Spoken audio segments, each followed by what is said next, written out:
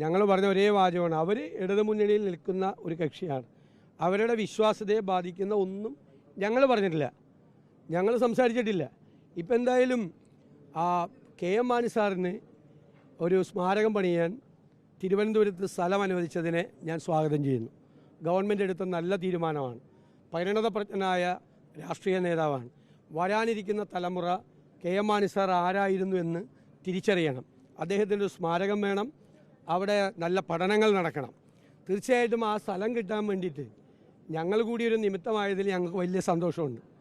ഇല്ലെങ്കിൽ 10 കൊല്ലമായിട്ട് കൊടുക്കാത്ത സ്ഥലം ഇപ്പോൾ കൊടുത്തതിൽ തീർച്ചയായിട്ടും അത് വളരെ സന്തോഷമുണ്ട്. അത് ഇവർ തന്നെ ചെയ്യണം. കാരണം അദ്ദേഹത്തെ എങ്ങനെയെല്ലാം അപമാനിക്കാൻ ശ്രമിച്ച ആളുകളാണിപ്പോൾ അധികാരത്തിലിരിക്കുന്നത്.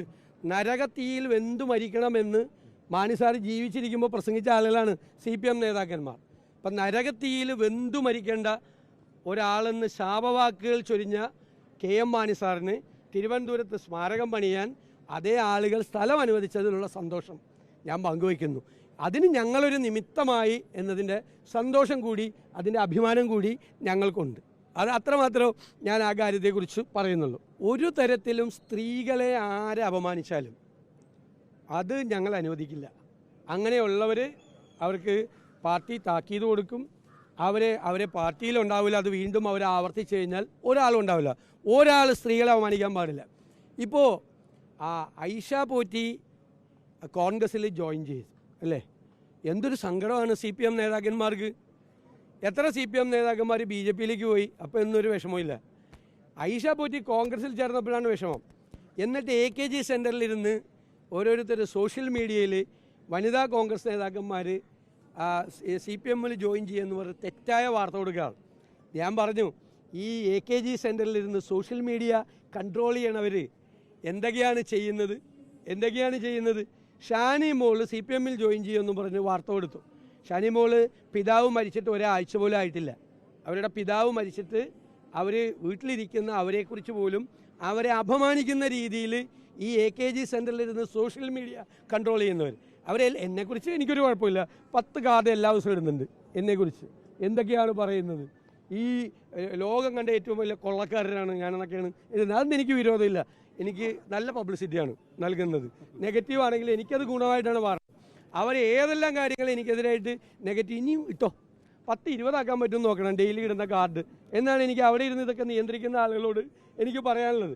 ഞാൻ പറഞ്ഞു, അവിടെ ഇരിക്കുന്ന നിയന്ത്രിക്കുന്ന ആളുകളെ നമുക്കറിയാമെന്ന് പറഞ്ഞു. അപ്പോൾ ഒരാൾ അപ്പം തന്നെ രംഗപ്രവേശം ചെയ്ത്, ഇപ്പോൾ കോഴി കെട്ടവൻ തലയിൽ പപ്പുണ്ടെന്ന് തപ്പി നോക്കുമെന്ന് പറഞ്ഞ മാതിരിയാണ്. അത് എന്നെ ഉദ്ദേശിച്ചാണ്, എന്നെ മാത്രം ഉദ്ദേശിച്ചാണെന്ന് പറഞ്ഞുകൊണ്ട് ഒരാൾ രംഗപ്രവേശം ചെയ്ത്. ഇതൊക്കെ നാടകമാണ്. ഐഷ പോറ്റി പോയതിൻ്റെ കടം തീർക്കണത് പിതാവ് മരിച്ച് വീട്ടിൽ ഇരിക്കുന്ന ദുഃഖിതയായിരിക്കുന്ന ഒരു കോൺഗ്രസ് നേതാവ് CPMൽ ചേരുമെന്ന് പറഞ്ഞ് കള്ളപ്രചരണം നടത്തിയിട്ടാണ്. അപ്പോൾ ഇനിയിപ്പോൾ ഈ AKG സെൻറ്ററിൽ നിന്ന് കൊടുക്കുന്ന സാധനം, എന്ത് സാധനം ട്രോള് എന്ത് കൊടുത്താലും, എന്ത് സോഷ്യൽ മീഡിയയിൽ പ്രചരണം, നീ ശരി പറഞ്ഞാലും ആരും വിശ്വസിക്കാൻ പോകുന്നില്ല കേരളത്തിൽ.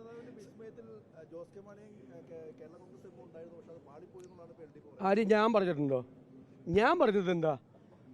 രാഷ്ട്രീയ പാർട്ടികൾ മാത്രമല്ല, വ്യക്തികൾ അടക്കം, വിവിധ സമൂഹങ്ങളടക്കം, സോഷ്യൽ ഗ്രൂപ്പുകളടക്കം UDFിലേക്ക് തിരിച്ചു വരും. നിങ്ങൾ ഇട്ട് നോക്കിക്കോ നിങ്ങളുടെ ലൈബ്രറിയിൽ. അപ്പം നിങ്ങൾ അന്ന് എന്നോട് എടുത്തെടുത്ത് ചോദിച്ചു കേരള കോൺഗ്രസ്. ഞാൻ പറഞ്ഞു, ഞാൻ ഒരു പാർട്ടിയുടെയും പേര് ഞാൻ പറഞ്ഞിട്ടില്ല, പറയില്ല. പക്ഷെ ഒരു കാര്യം പറഞ്ഞു, LDFിലും NDAയിലുള്ള കക്ഷികൾ ഇതിനകത്ത് ജോയിൻ ചെയ്യുമെന്ന് പറഞ്ഞില്ലേ? NDAയിലുള്ള 2 കക്ഷികൾ ജോയിൻ ചെയ്തില്ലേ? LDFിലുള്ള വ്യക്തികൾ ജോയിൻ ചെയ്തുകൊണ്ടിരിക്കുന്നില്ലേ? ഇന്നും വയനാട്ടിൽ ഒരാൾ വിട്ടിട്ടുണ്ട്, ജില്ലാ സെക്രട്ടേറിയറ്റ് അംഗം പാർട്ടിയിൽ വിട്ടിട്ടുണ്ട്. അപ്പോൾ വ്യക്തികൾ, ഗ്രൂപ്പുകൾ, സോഷ്യൽ ഗ്രൂപ്പുകൾ, ഒപ്പീനിയൻ മേക്കേഴ്സ്, ഇൻഫ്ലുവൻസേഴ്സ് പ്ലസ് NDAയിലും LDFിലുള്ള രാഷ്ട്രീയ പാർട്ടികൾ ഉൾപ്പെടെ UDFിൽ ജോയിൻ ചെയ്യും. അപ്പോൾ തെരഞ്ഞെടുപ്പിന് മുമ്പ് UDFിൻ്റെ രാഷ്ട്രീയമായ അടിത്തറ ഞങ്ങൾ വിപുലീകരിച്ചുകൊണ്ടിരിക്കേണ്ടത്. പിന്നെ അത് കേരള കോൺഗ്രസ് ആയിരിക്കും, മറ്റൊരാളായിരിക്കും എന്ന് ഞങ്ങളാരും പറയില്ല.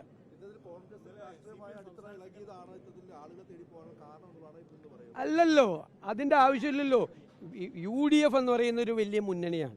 ആ മുന്നണിയുടെ രാഷ്ട്രീയ അടിത്തറ അത്ര മോശമാണെങ്കിൽ ഞങ്ങൾ ഈ തെരഞ്ഞെടുപ്പിൽ കഴിഞ്ഞ 30 വർഷക്കാലത്തെ ഏറ്റവും വലിയ വിജയം നേടിയൊരു മുന്നണിയാണ്. പഞ്ചായത്ത് രാജ്, നഗരപാലിക ബില്ല് വന്നതിന് ശേഷം 95-ന് ശേഷം 30 വർഷത്തിനിടയിലെ ഉജ്ജ്വലമായ ഒരു രാഷ്ട്രീയ വിജയം നേടി നിൽക്കുന്ന ഞങ്ങൾ ദുർബലമാണെന്ന് ശത്രുക്കൾ പോലും പറയില്ല, പുറത്തു പറയുമായിരിക്കും, മനസ്സിൽ വിചാരിക്കില്ലല്ലോ. ഞങ്ങൾ ദുർബലമായ സ്ഥിതിയാണോ? ആണോ? കേരളത്തിൽ എല്ലാ തെരഞ്ഞെടുപ്പുകളും വിജയിച്ച ഒരു മുന്നണി. എങ്ങനെ? എത്രയെല്ലാം ഭൂരിപക്ഷത്തിന്? ഇരട്ടി ഭൂരിപക്ഷത്തിന്, 4 ഇരട്ടി ഭൂരിപക്ഷത്തിന്, 5 ഇരട്ടി ഭൂരിപക്ഷത്തിനെല്ലാം വിവിധ ഉപതെരഞ്ഞെടുപ്പുകൾ ജയിച്ചൊരു മുന്നണി. തദ്ദേശ സ്വയംഭരണ സ്ഥാപനങ്ങളിലേക്ക് നടന്ന ഉപതെരഞ്ഞെടുപ്പുകളെല്ലാം വിജയിച്ച ഒരു മുന്നണി. പാർലമെൻറ്റ് തെരഞ്ഞെടുപ്പിൽ ഉജ്ജ്വല വിജയം നേടിയ ഒരു മുന്നണി. 30 വർഷത്തെ ഏറ്റവും തിളക്കമാർന്ന വിജയം നേടിയ UDF. എന്നിട്ട് ഞങ്ങൾ ദുർബലരാണ് എന്ന് ആരാ പറയുന്നത്? പറഞ്ഞു, അങ്ങനെ വിചാരിച്ചോട്ടെ, അങ്ങനെ തന്നെ വിചാരിച്ചാൽ മതി, മാറ്റം വരരുത്. കാരണം തെറ്റായ വിചാരങ്ങൾ നല്ലതാണ്. ഞാൻ പറഞ്ഞല്ലോ, ഞങ്ങൾ ടീം UDF. എവിടെയാണ് ഡിസിൻറ്റഗ്രേഷൻ നടക്കുന്നത്? തല്ലി പിരിയുന്നത് എവിടെയാണ്? പരസ്പര സംശയം എവിടെയാണ്? വിശ്വാസമില്ലായ്മ എവിടെയാണ്? LDFൽ 10 കൊല്ലത്തെ അധികാരം പൂർത്തിയാക്കുമ്പോൾ പരസ്പര വിശ്വാസമില്ലാതെ, പരസ്പരം കബളിപ്പിച്ചുകൊണ്ട്, പരസ്പരം തെറ്റിദ്ധരിപ്പിച്ചുകൊണ്ട്, പരസ്പരം വിശ്വാസമില്ലാതെ നിൽക്കുന്ന മുന്നണി ഏതാ? LDF ശിഥിലമാവുകയാണ്. UDF ടീം UDF ആയി നിൽക്കുകയാണ്. ഈ വാക്കാണ് ഞാൻ പറഞ്ഞിട്ടുള്ളത്. ആ വാക്ക് ഓരോ ദിവസവും അടിവരയിട്ടുള്ളൂ, ഇനിയുള്ള ഓരോ ദിവസവും.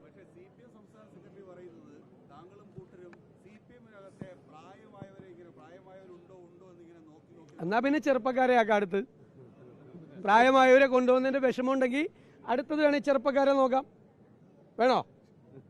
എന്താ പറയുന്നത്? പ്രായമായവർ അത്ര മോശക്കാരായിട്ടുള്ള ആളുകളാണോ? അത് പുള്ളി പിണറായി വിജയൻ ഉദ്ദേശിച്ചത് പറഞ്ഞായിരിക്കും. പ്രായമായവർ ആളെ കുറിച്ച് മാറാൻ സമയമായി എന്നാണ് ആ പറഞ്ഞതിൻ്റെ അർത്ഥം. പ്രായമായവർ വേണ്ട.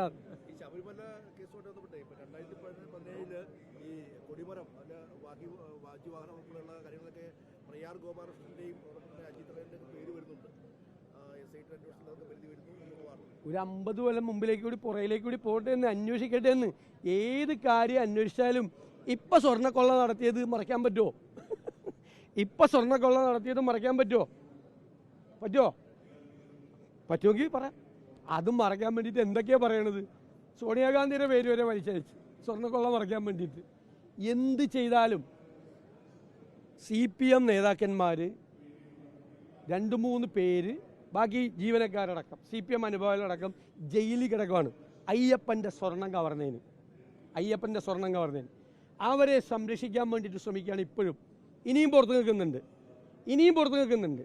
അവരെ സംരക്ഷിക്കാൻ മുഖ്യമന്ത്രിയുടെ ഓഫീസും CPM ശ്രമിക്കുകയാണ്. അയ്യപ്പൻ്റെ സ്വർണം കവർന്നെടുത്ത ആളുകൾ ഇപ്പോഴും ജയിലിൽ കിടക്കുക. അവരിപ്പോഴും പാർട്ടിക്കാരാണ്. അവർക്കെതിരായി ഒരു നടപടി പോലും എടുക്കാത്തവരാണ് ഇവർ. കാരണം അവർക്കെതിരായി നടപടിയെടുക്കാൻ പേടിയാണ്. അവരെ സംരക്ഷിക്കുകയാണ് CPM. അവർക്ക് കൊട പിടിച്ചു കൊടുക്കുകയാണ്. അവസാനം കോടതി ഇടപെട്ടിട്ടില്ല ഇന്നലത്തെ അറസ്റ്റ് പോലും നടന്നത്, അല്ലേ? അതൊക്കെ അന്വേഷിക്കട്ടെ എന്ന്. എന്തുണ്ടെങ്കിലും അന്വേഷിക്കട്ടെ എന്ന്. 50 കൊല്ലം മുമ്പുള്ളത് കൂടി അന്വേഷിക്കാൻ പറ. ദേവസ്വം ബോർഡ് ഉണ്ടായ കാലം മുതലുള്ള കൂടി അന്വേഷിക്കാൻ പറ. അപ്പോൾ ഈ കവർച്ച ഇല്ലാതാവില്ലല്ലോ. അതായിക്കോട്ടെ.